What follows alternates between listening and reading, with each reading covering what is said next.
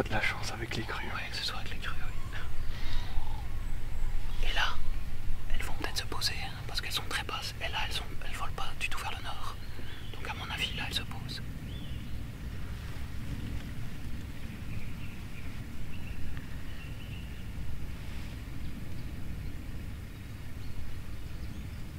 Avoir le lot ici, dans cette allée-là, ça serait vraiment pas mal. Hein. Ouais, ça.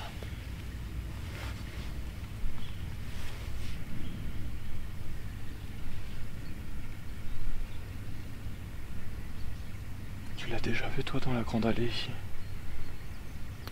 Ici? Ouais. Non. J'ai déjà venu plusieurs fois la vue, mais je l'ai pas eu.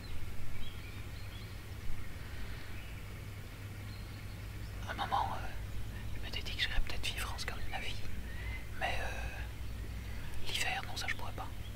Où le soleil ne se lève pas du tout toute la journée, là, non, ça je pourrais pas. Oh non. Déjà ici c'est pénible, alors là-bas. Ouais.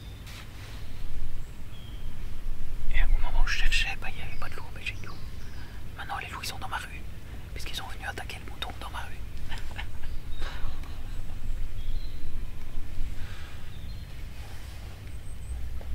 Et on est quand même, la Belgique est un des pays les plus peuplés du monde.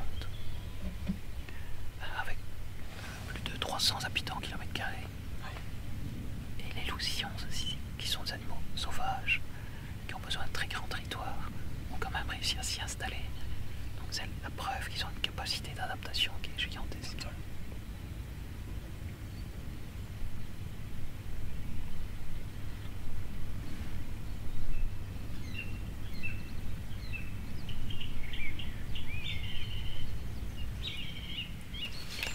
Et une grève musicienne qui est juste là.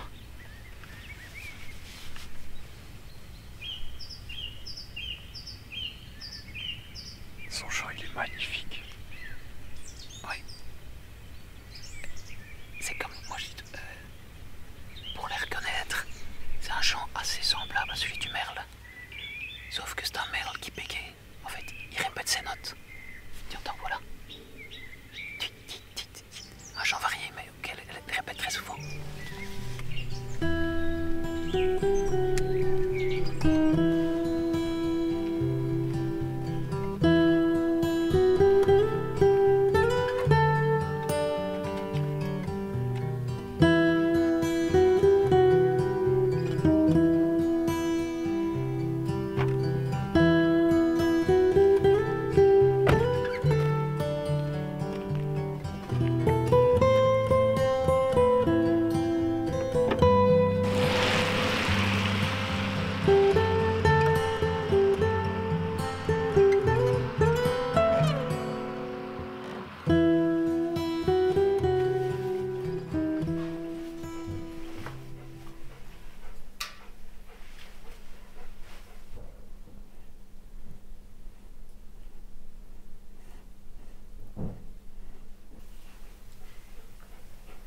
Allez, ici.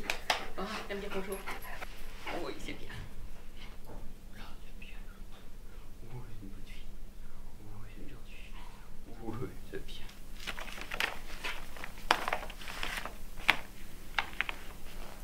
Les Hautes-Fagnes sont situées à l'est de la Belgique et c'en est d'ailleurs le point culminant, à 694 mètres exactement. C'est à côté de la frontière allemande. Ça comprend de larges forêts, surtout de résineux, et des landes et des tourbières, qui sont sur le plateau entre 600 et 700 mètres d'altitude à peu près. C'est sur le plateau des Hautes-Fagnes que le premier loup s'est installé en 2018 et qu'on a eu le premier territoire occupé en permanence, donc ce qu'on appelle une ZPP. Alors la ZPP, donc, c'est la zone du territoire occupée par les loups, plus une zone tampon autour. Et dans la ZPP, il y a une recherche plus intense des indices de présence du loup, que ce soit par la pose de caméras trappe automatiques, par la recherche d'excréments ou la recherche d'empreintes dans la neige ou éventuellement dans la boue. En dehors des ZPP, s'il y a des attaques et qu'elles sont avérées loups, tout propriétaire d'animaux domestiques, que ce soit des chèvres, des moutons, éventuellement un veau, un jeune bovidé, sera indemnisé. Mais au sein de la ZPP, en plus de ces indemnisations, on peut aider les éleveurs à se protéger en leur donnant d'abord des conseils et en leur permettant d'avoir une indemnité importante pour la pose de clôtures permanentes électrifiées contre les attaques de loups. Pour certains, le loup c'est le diable, évidemment pour les éleveurs, pour les chasseurs, il est responsable de tous les maux quasiment. Mais pour certains naturalistes, c'est l'inverse, ils le considèrent comme un saint, qu'il a toutes les qualités. Et ce qui est faux aussi, c'est un prédateur qui de temps en temps ira bien chercher un animal domestique. C'est un animal qui est très attachant, et puis aussi, pas oublier que c'est le loup qui a donné le chien. Tous les chiens de la planète n'ont qu'une seule origine, c'est le loup. C'est difficile d'imaginer qu'un chihuahua, ça provient du loup, mais si on remonte il y a très très longtemps, l'ancêtre du chihuahua, c'était bien un loup. Et je suis absolument persuadé que c'est pas par hasard. Il y avait quelque chose qui faisait que les deux espèces étaient attirées l'une par l'autre et avaient des choses à se mettre en commun.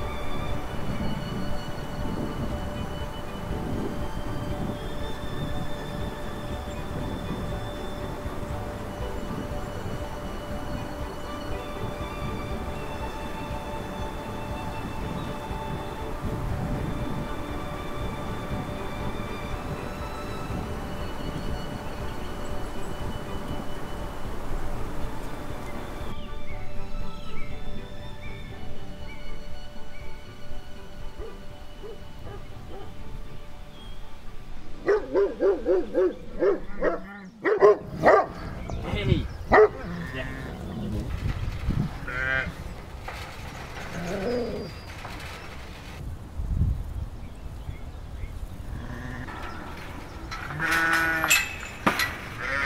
Allez, venez.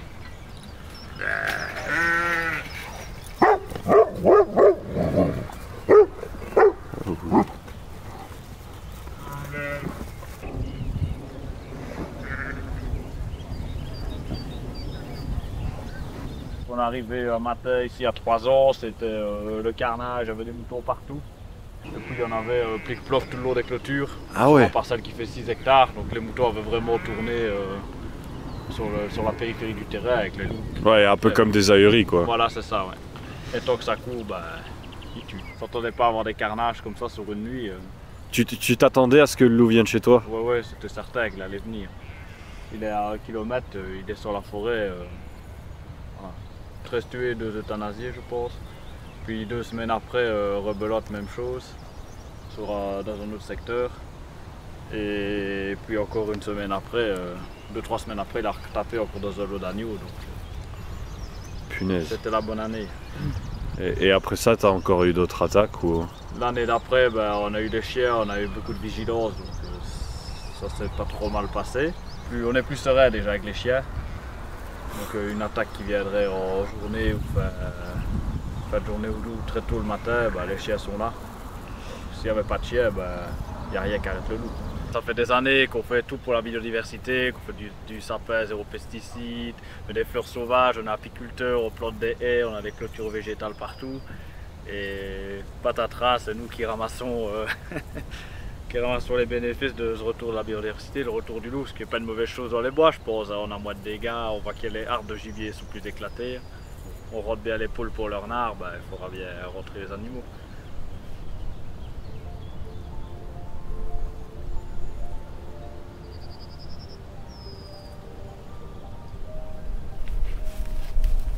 Akela, il était couché là-bas à la lisière, en plein soleil, parce qu'on était fin d'après-midi. J'ai repris encore quelques photos en me disant, mes collègues vont jamais me croire, qu'il y a le loup qui est couché en plein soleil, qui me regarde tranquillement, comme si j'étais une vache. Donc je revenais de là, et je marchais là, et puis alors il y en a un qui est parti à ma droite. J'ai d'abord pensé à un renardeau, puis dans la végétation qui était très haute, j'ai vu que ça bougeait encore, je me dis ah, il y en a encore d'autres, et j'ai vu en effet qu'il y avait 2 petits renardeaux entre guillemets qui étaient couchés à mes pieds.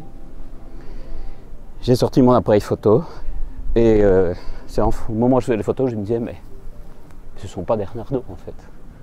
Et donc je me suis redressé, je me suis retourné, Akela était 30 mètres derrière moi. Donc il est sorti du bois sans que je le voie du tout. Il m'a complètement contourné.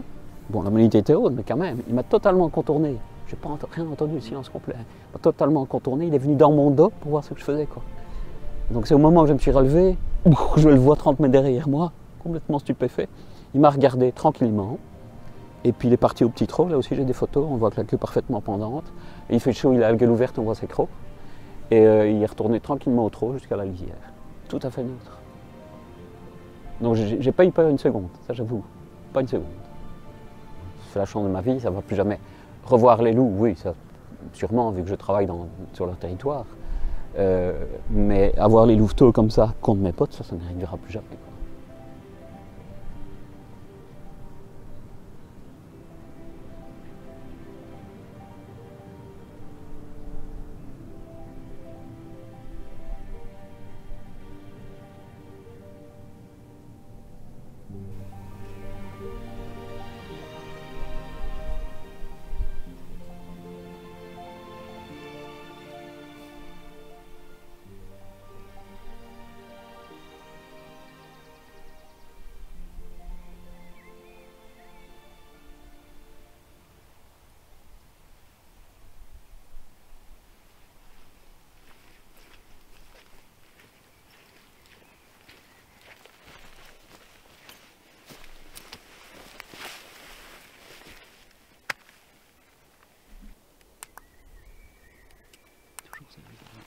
Là aussi.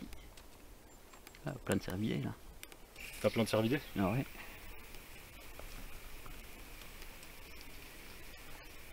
Encore un chevreuil à mon avis. Cervidé, cervidé, cervidé, soleil, cervidé, cervidé, cervidé, cervidé, cervidé. Il n'y a que ça. Oh. Ah non, cervidé. Encore de cervidé, ouais.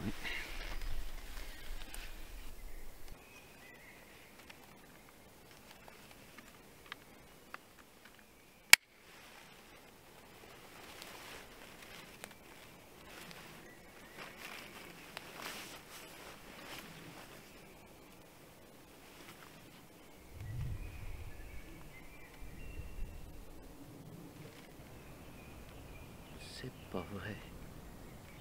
Le cadavre qu'on a trouvé, c'était une femelle. Elle vient d'être identifiée, c'est Maxima.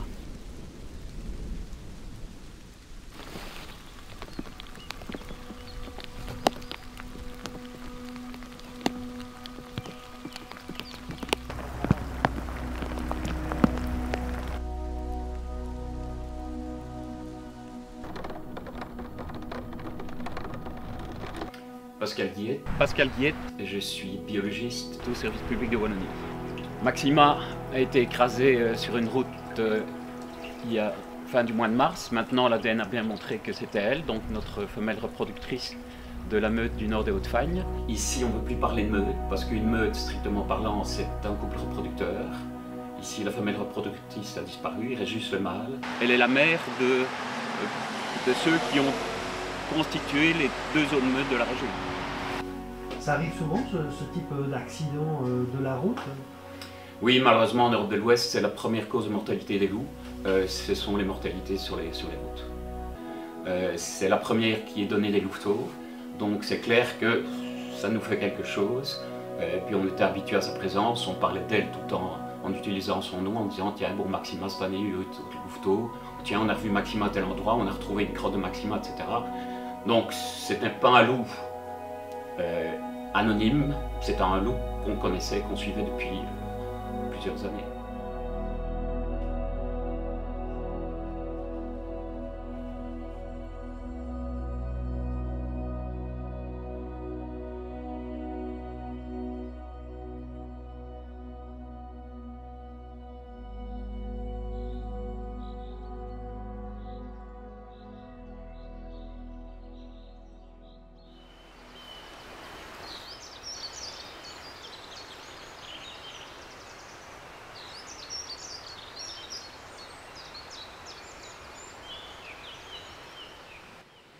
On essaie de tout faire pour la défendre et à chaque fois, ça revient au même, quoi.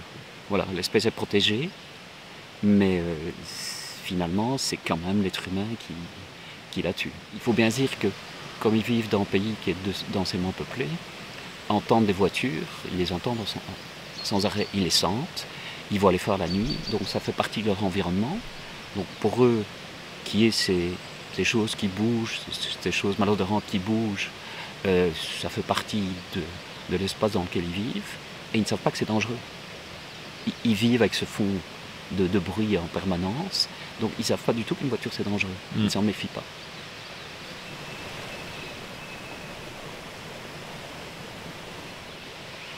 Regarde là, la petite vidéo que j'ai faite pour montrer le passage des... Oh, mais super.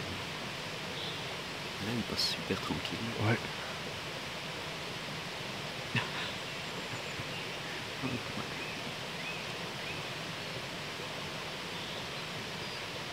Ah, tu vois, c'est la vidéo de jour que je te parlais. Ah, le chat forestier est super petit. T'as un paquet d'espèces. Ouais. Et puis le plus beau pour la fin.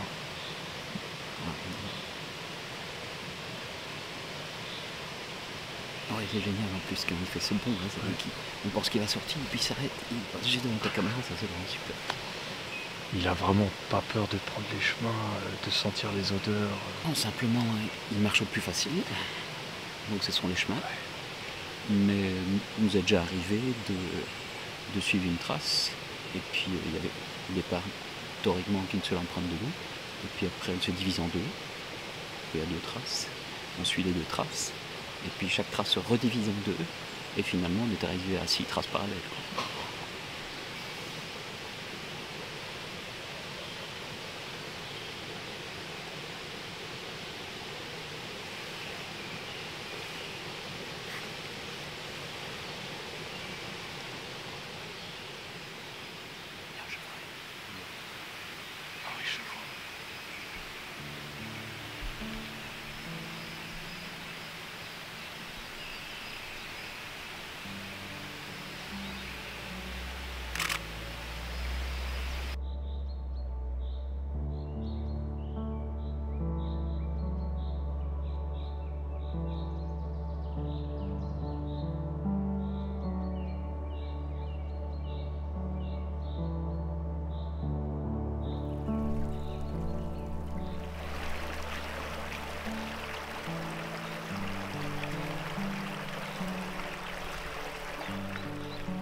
faut un réseau pour analyser tous les indices de présence.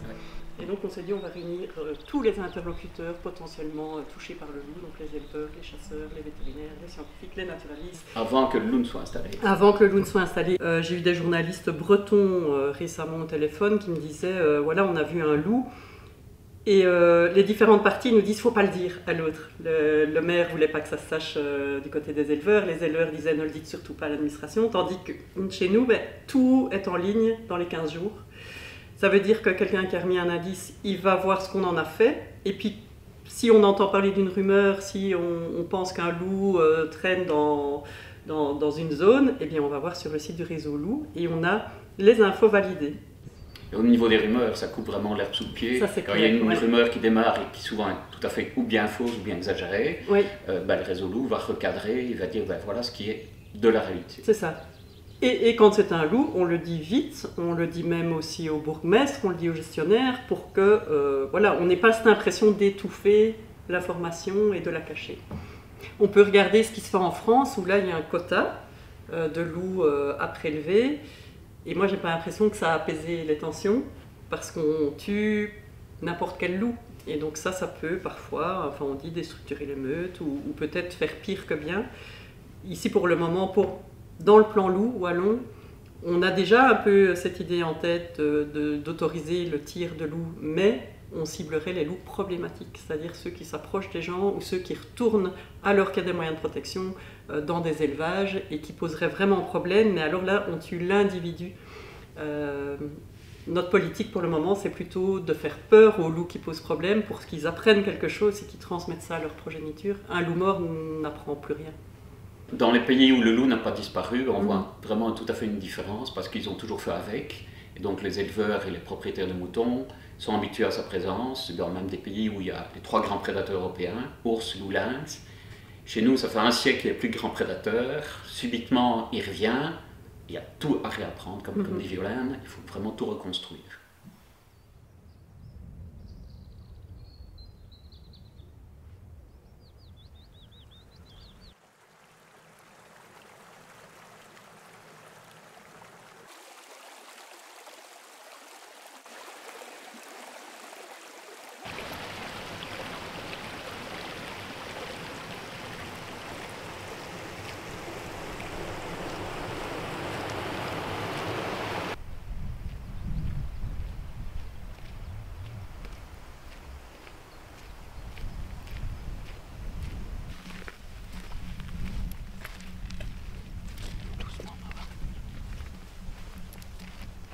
Ça me fait vraiment bizarre de me dire que je ne serai plus tous les jours sur le terrain. Ça me fait vraiment très bizarre. Ça fait quand même plus de 35 ans que je travaille ici sur le Haut-Plateau. Bon, je viendrai encore, bien sûr, m'y promener, mais ce ne sera plus en tant que professionnel. Donc ça va me faire curieux. T'as vu les fagnes changer? Complètement. Ça oui, tout à fait, complètement. Oui, ça, il y a un monde de différence entre le moment où je suis entré en fonction et le moment où je quitte. Il y a vraiment une très très grosse différence. Et aussi dans les mentalités, que ce soit au niveau de l'administration ou des utilisateurs de la fagne a changé. Les premières fois qu'on a fait des grands travaux, il y a certaines personnes qui disaient « Oh, c'est pas beau, ça dégrade la fagne, le paysage est beaucoup moins beau ». C'est vrai que quand on fait les travaux dans l'immédiat, ça choque un peu. Et puis qu'on attend quelques années et qu'on voit les espèces caractéristiques qui reviennent, comme la linaigrette, et qu'on voit que c'est tout blanc en période de fructification, qu'on voit toute la linaigrette qui s'est installée dans les zones restaurées, eh bien même les détracteurs se disent oui, quand même, il faut avouer que c'est pas mal. Est-ce que tu espères revoir le loup un jour après toutes ces années de... Ah, j'espère que j'aurai encore l'occasion de le croiser. Bon, je viendrai encore me promener dans les Hauts-de-Fagne, évidemment. Donc j'espère qu'en étant aux endroits favorables au bon moment, j'aurai encore l'occasion de l'observer.